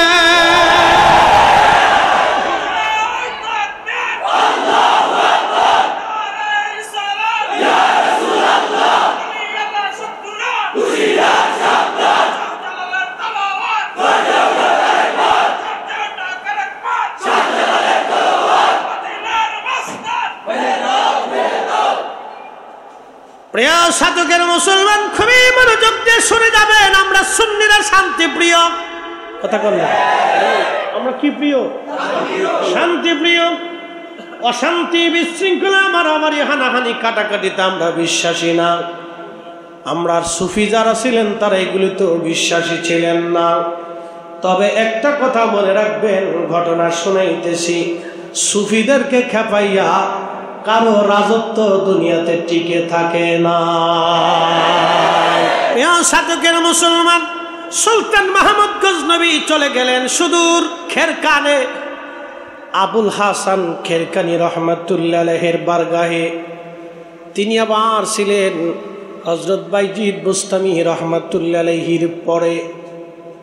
বাইজিদ বুস্তামি রহমাতুল্লাহ আলাইহির বায়াত ছিলেন হযরতে ইমাম জাফর সাদেক রাহিমাহুল্লাহের কাছে। খুব মনোযোগ দিবেন, অনেক বড় দরুদের ওলি ছিলেন তারা। আজকের কথা না, বহু আগের কথা। সুলতান মাহমুদ গজনবী গেলেন, যা দেখতেছেন আল্লাহর ওলি মুরাকাবায় জিকিরের হালতে বসা, খুবই মুরাকাবা জিকিরের হালত। আল্লাহর ওলি বসে আছেন, খাদেম পিছন দিক থেকে ধীরে ধীরে হুজুরকে বাতাস দিচ্ছে। সুলতান মাহমুদ গজনবী কোনো কথা নাই, চুপচাপ বসে আছেন তিনি। কারণ হুজুরের মুরাকাবা ভাঙবেন, যদি বেয়াদবি হয়, আল্লাহর ওলি যদি কষ্ট পায়। দেখেন আগের সুলতান যারা ছিলেন তারা ওলি ভক্ত ছিলেন, এতটাই ভয় পাইতেন যদি ভুল হয়ে যায়, আল্লাহর ওলির সাথে যদি বেয়াদবি হয়ে যায়। চুপচাপ তিনি বসে আছেন দীর্ঘ সময়। এত বিরাট সালতানাতের অধিকারী সুলতান একজন আল্লাহর ওলির কাছে অসহায়। কি কথা কন না কেন, ঠিক কিনা? আল্লাহর ওলির কাছে তিনি অসহায়, চুপচাপ বসে আছেন, কোনো কথা নাই। অনেক সময় পরে খাদেমকে ডাক দিয়ে বললেন, আল্লাহর বান্দা, আমি সুদূর আফগানিস্তানের গজনি থেকে আসছি। সুলতান মাহমুদ গজনবী, আমি গজনির সাম্রাজ্যের সুলতান, আল্লাহর ওলির খেদমতে আসছি। দয়া করে হুজুরকে একটু অবহিত করেন, আমি দোয়া নেওয়ার জন্য আসছি। খাদেম হুজুরের মুরাকাবা ভেঙে দিলেন। আবুল হাসান খেরকানি রাহিমাহুল্লাহ ডাক দিয়ে বললেন, বেটা মুরাকাবা কেন ভাঙলা? বলে, হুজুর, গজনি সাম্রাজ্যের সুলতান মাহমুদ গজনবী আপনার কদমে আসছেন দোয়া নেবার জন্য, এজাজতের জন্য। আল্লাহর ওলি ধমক দিয়ে বলেন, বেটা দুনিয়ার কুকুরকে বের হয়ে যেতে ক, আমার কাছে কেন আসছে এটা বের করে দেখে আমার থেকে। ও কেন আসছে বের হয়ে যেতে ক, ওর সাথে আমার কোনো কথা নাই, বের হয়ে যেতে বল। সুলতান মাহমুদ গজনবী খুব বিচক্ষণ ছিলেন। সামনে এসে আস্তে করে হুজুরের সামনে আদবের সাথে বসে যায়, বলেন, হুজুর ক্ষমা করে দিবেন, আমি আপনার কাছে দোয়ার জন্য আসছি। বলতেছে, কেন আসছো বলো? বলে, হুজুর দোয়ার জন্য আসছি। কি দোয়া চাও তুমি? বলতেছে, হুজুর ভারতের একটা বিরাট বড় মন্দির আছে সোমনাথ, এই মন্দির আমি দখল করতে চাই, এই এলাকা আমি দখল করতে চাই। আল্লাহর ওলি বললেন, বেটা তুমি এই মন্দির দিয়ে কি করবা? কেন তুমি দখল করতে যাবা? কারণ কি? তোমার কি প্রয়োজনে পড়ছে? বলতেছে হুজুর আমি শুনছি আমি জানছি আল্লাহর নবী মক্কাতুল মুকাররমায় কাবা শরীফের ভিতরে 360টা মূর্তি ভেঙে ফেলে দিয়েছিল। এই ভাঙ্গা ভগ্নাংশ কিছু অংশ এনে তারা ওই মূর্তি বানাইছে। আর তারা বলে নাকি মূর্তি এই মন্দির কেউ দখল করতে পারবে না। তাদের এই ইচ্ছাকে বিশ্বাসটাকে আমি নষ্ট করে দেওয়ার জন্য, প্রতিহত করার জন্য, এবং ওই যে কাবা শরীফ থেকে ভেঙে ফেলে দেওয়া ভগ্নাংশ আমি একবারে চুরমার করে দেওয়ার জন্য আমি আক্রমণ করতে চাই। কিন্তু হুজুর আমার সেনাবাহিনী বিরাট বড় দুর্বল, এত বিরাট সেনাবাহিনীর সঙ্গে আমার এই ছোট্ট সেনাবাহিনী যুদ্ধে পারবে না। আমি আল্লাহর ওলির কাছে আসছি এজাজত নেওয়ার জন্য, দোয়া নেওয়ার জন্য।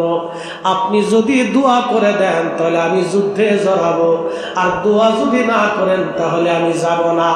আওয়াজ তুলে বলা যাবে আল্লাহু আকবার।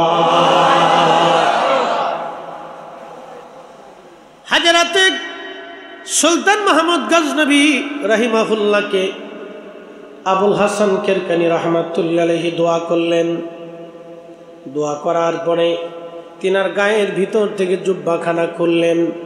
জুব্বাটা জায়গায় জায়গায় তালি দেওয়া ছিল, সিরা ছিল, মোটা সুতার বানানো কম্বলের মতো জুব্বা মোটা।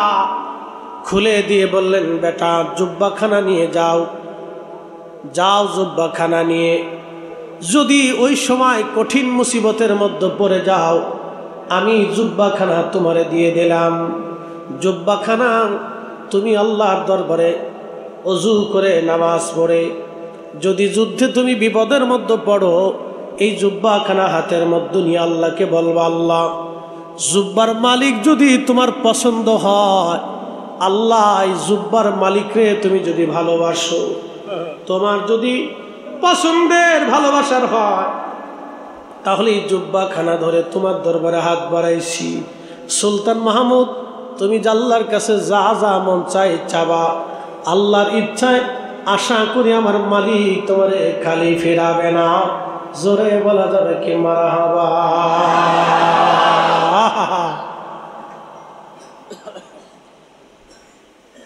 উসিলা উসিলা, এরা আবার বলে উসিলাই শিরিক। তাদের যুক্তি হলো গরু যিনি বেচেন তিনি বিক্রেতা, যিনি গরু কিনেন তিনি ক্রেতা, মাঝখানে যিনি সমন্বয় করেন তিনি দালাল। তাদের কথা যুক্তি দেখেন, যুক্তি সুন্দর কিন্তু গলদ আছে। তারা বলতেছেন আমরা চাবো আল্লাহর কাছে, দিবে আল্লাহ, মাঝখানে আবার উসিলার দরকার কি? বলে উসিলা নামক কোনো দালালের প্রয়োজন আমাদের নাই। কিন্তু আজকে শুনে যান, উসিলা শুধু আমরা চাই নাই, সাহাবীরা উসিলা চেয়েছে। বিশ্ববিখ্যাত সাহাবী খলিফায়ে রাশিদ, খোলাফায়ে রাশিদিনের অন্যতম খলিফা হযরত ওমর রাস্তা দিয়ে হেঁটে গেলে 40 দিন পর্যন্ত শয়তান ওই রাস্তা দিয়ে যাইতো না ভয়ে। হযরত ওমর তিনি সেই খলিফাতুল মুসলিমিন, খোলাফায়ে রাশিদ, তিনি সেই খলিফা। দজলা নীল নদরে তিনি একমাত্র ব্যক্তি কলম দিয়ে চিঠি লিখে পাঠিয়েছিলেন। নীল নদ তার চিঠি অনুযায়ী আবার জোয়ার এসেছিল, তিনি সেই খলিফা। মদিনায় মসজিদে নববীর মিনারাতে মিম্বরে দাঁড়াইয়া সুদূর 200 মাইল দূর নাহমানদের যুদ্ধের ময়দান তিনি দাঁড়ায় দাঁড়ায় দেখেছিলেন। তিনি সেই খলিফা ওমর, যার আওয়াজ সুদূর নেহাওয়ানদের যুদ্ধের ময়দানে পৌঁছে গিয়েছিল। তিনি সেই খলিফাতুল মুসলিমিন ওমর ন্যায় বিচারের তাগিদে নিজের সন্তানকে পিটিয়ে হত্যা করেছিলেন। তিনি সেই ব্যক্তি যিনি চুল পরিমাণ আল্লাহর আইনের বাহিরে কোনোদিন ফয়সালা দেন নাই। একবার জোরে বলা যাবে আল্লাহু আকবার। আমাদের আমির উমরারা যদি বেনামাজি হয়, আমির উমরারা যদি সৎ না হয়, তাহলে আমাদের দুঃখের কোনো শেষ নাই।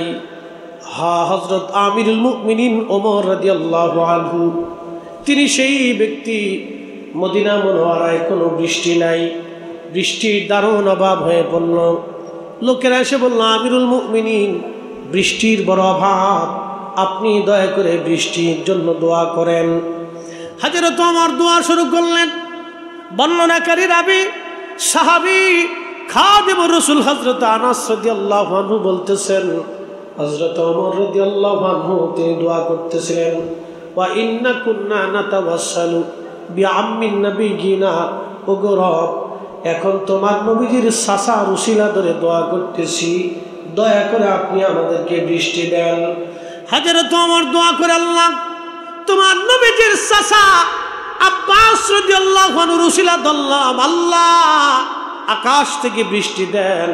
হযরত রাবী খাদিম রাসূল আনাস বলতেছেন, ক্বালা ফায়াসকুন, আমি দেখলাম আল্লাহর আকাশ থেকে অজর দ্বারা বৃষ্টি নামা শুরু হয়ে গেল। একবার জোরে বলা যাবে আল্লাহু আকবার। তাহলে বলেন উসিলা আসে না নাই? যদি উসিলা শিরিক হয় তাহলে সাহাবীরা আগে শিরিক করছে। আরে উসিলা করে সাহাবী যদি শিরিক করে, আমরা সুন্নি মুসলমান সাহাবীদের মতোই করতে রাজি আছি। কথা বলেন ঠিক না বেঠে?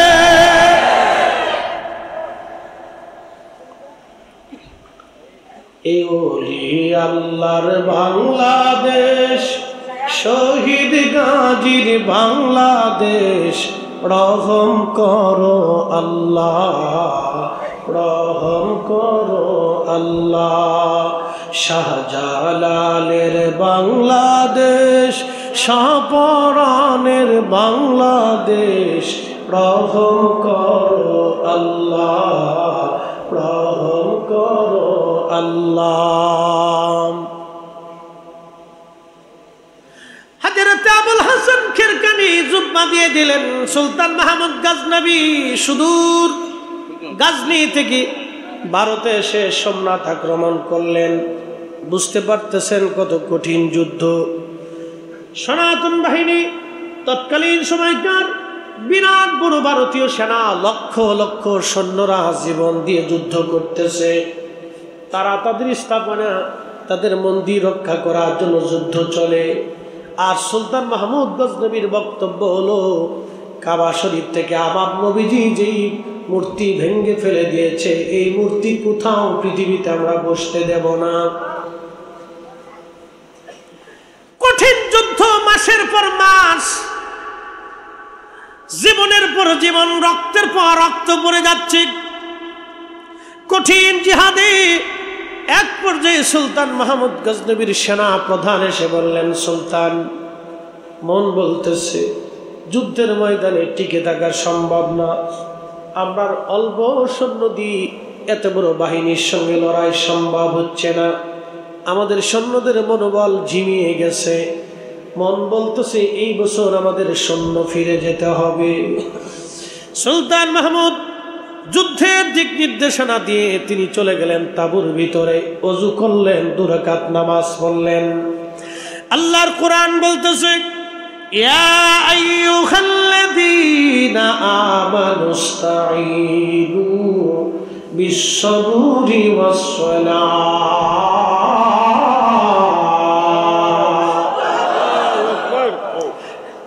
তেলের গাড়ি তেলে চলে,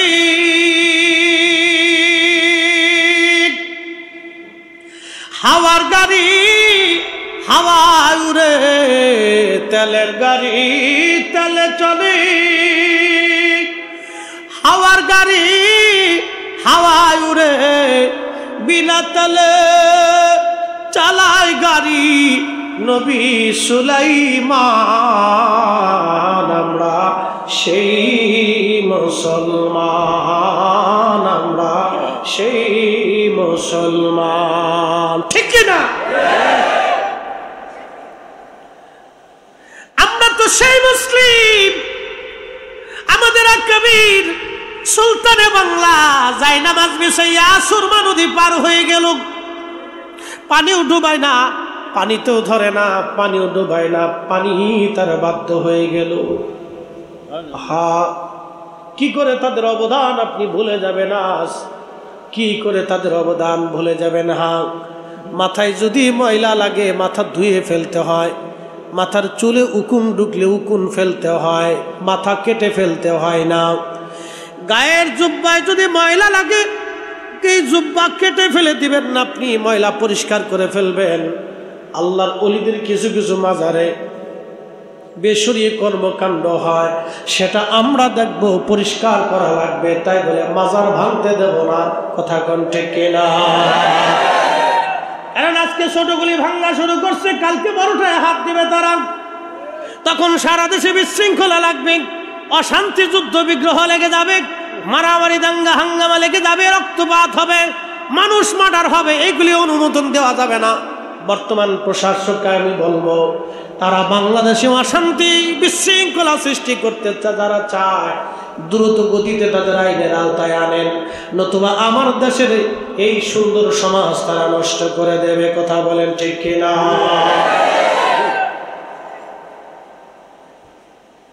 প্রিয় মুসলমান, খুব মনোযোগ দিয়ে শুনে যাবেন।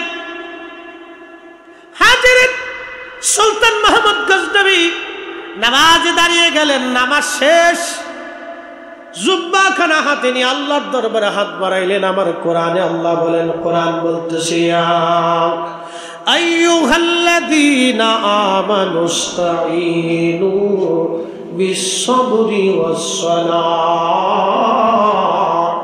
হে ঈমানদার, তুমি আমি আল্লাহর কাছে সাহায্য চাও। দুইটা পদ্ধতিতে তুমি আমার কাছে সাহায্য চাওয়া। এক নম্বর পদ্ধতি হলো তুমি সালাতের মাধ্যমে সাহায্য চাওয়া। বিপদের মধ্যে পড়ে গেছো, মুসিবতের মধ্যে পড়ে গেছো, তুমি নামাজে দাঁড়াও, নামাজে দাঁড়াইয়া নামাজ শেষ করিয়া তুমি আল্লাহর দরবারে হাত বাড়াও। আজকে যারা নামাজের পরে দোয়া করতে দিতে চায় না, তারাই হলো শয়তানের দালাল। ঠিক কিনা? কোরআন বলতেছে নামাজ পড়ে তুমি আল্লাহর সাহায্য চাও। কোরআন বলতেছে নামাজ শেষ করে সালাতের মাধ্যমে তুমি সাহায্য চাও আল্লাহর কাছে। আর সে আমাকে বেদাতি বানিয়ে ফেলছে।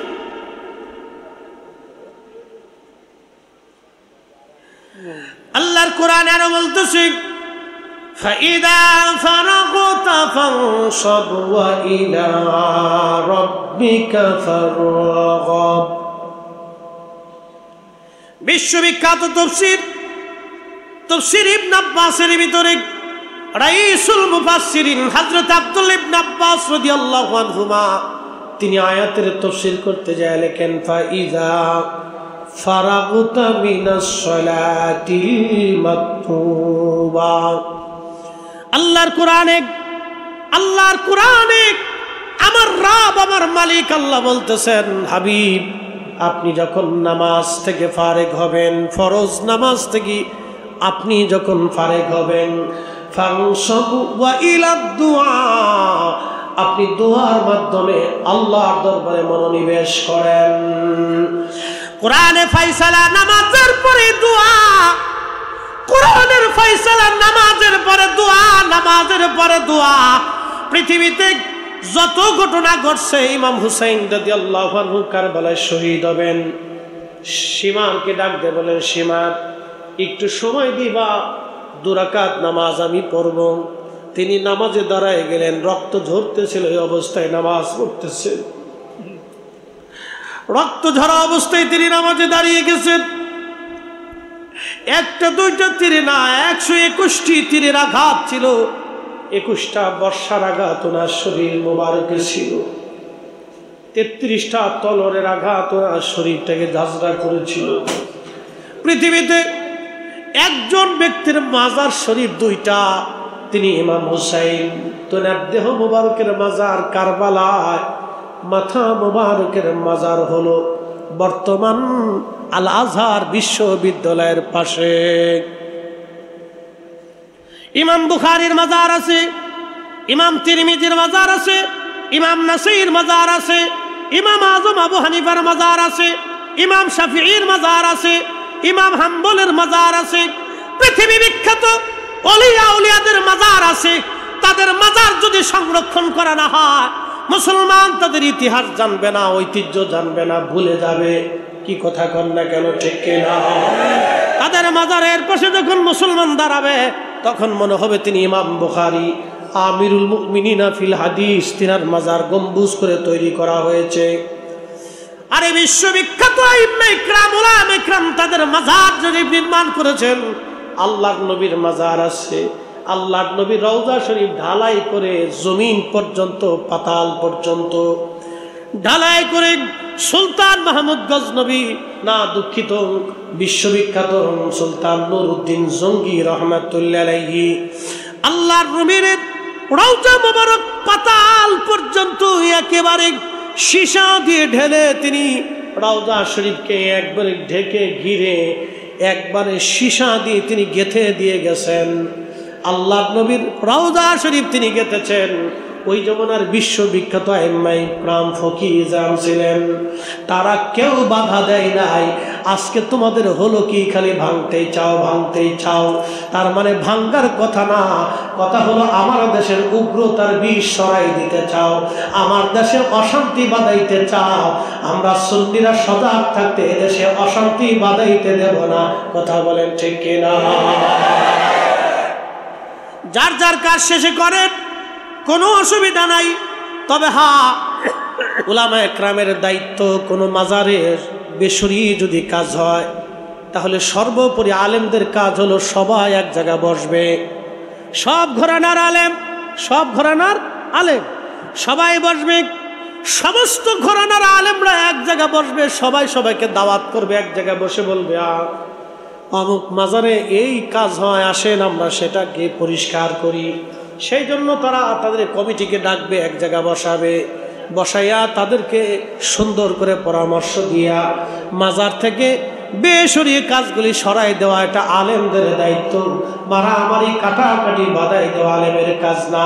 কি কথা বলেন ঠিক কিনা? আমাদের কাজ।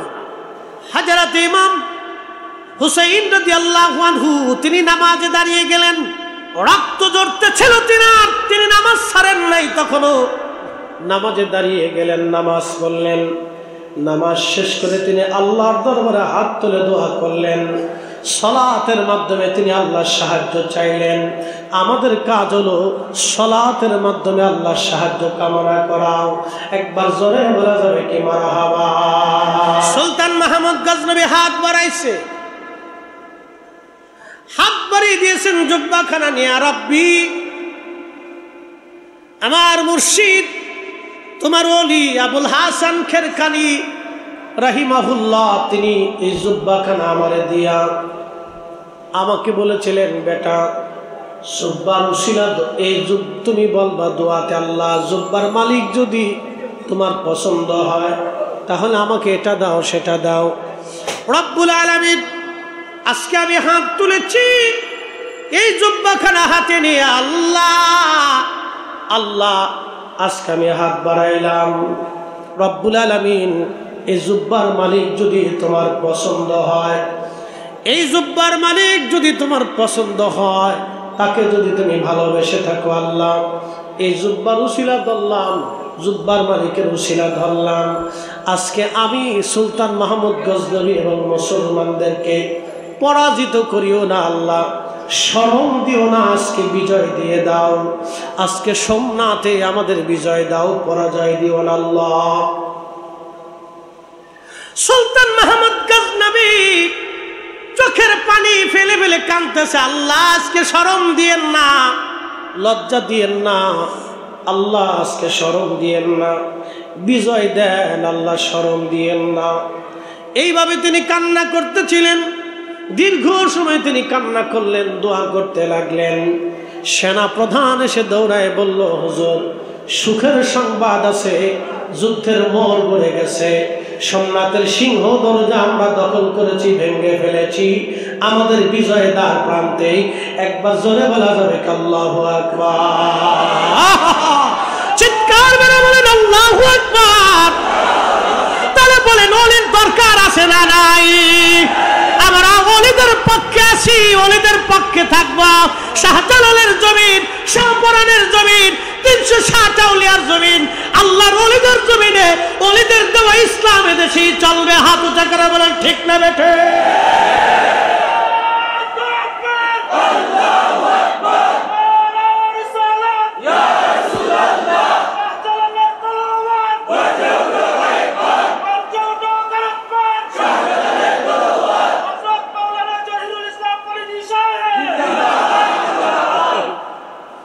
প্রিয় শতকের মুসলমান, বিদায় হয়ে গেল, মুসলমান চলে গেলেন।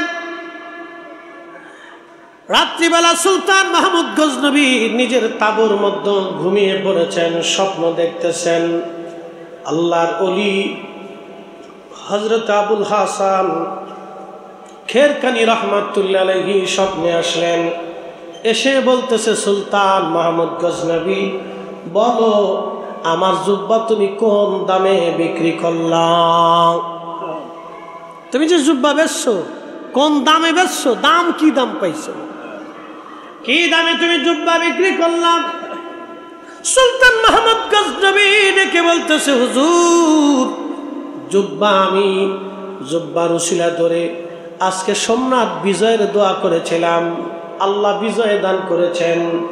সুলতান মাহমুদকে আবুল হাসান খেরকানি রহমাতুল্লাহ আলাইহি বললেন, বেটা বড় ভুল করে ফেলছো, এত কম দামে কেন আমার জুব্বা তুমি বিক্রি করলা? কারণ কি?